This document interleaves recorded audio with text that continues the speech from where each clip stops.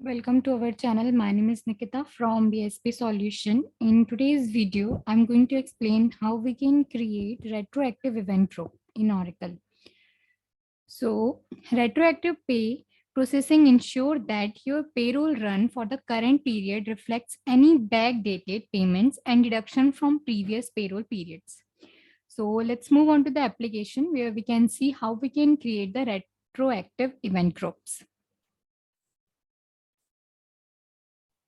Here, go to the My Client group, just scroll down and then click on the Show More option. Find the payroll.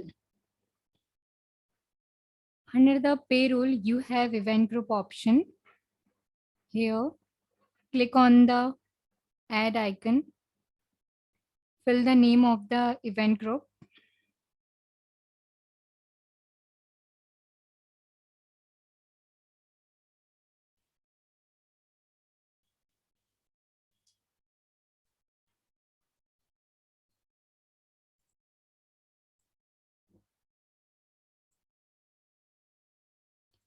Then select the type as a retroactive and then click on the continue. Here, fill the date effective events. Click on the add icon. Fill the element entry and update type is update. Then select the attributes.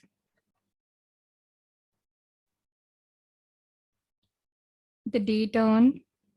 Then add another one. Again, select the element entry and update type is a update. Then attribute is a start date. Then add another one. Select the entity is element entry. Update type. Then attribute as a end date.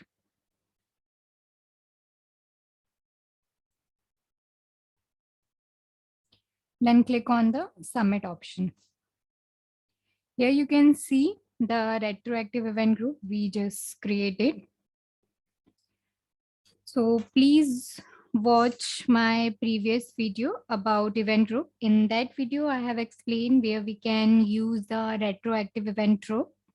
Thank you so much for watching.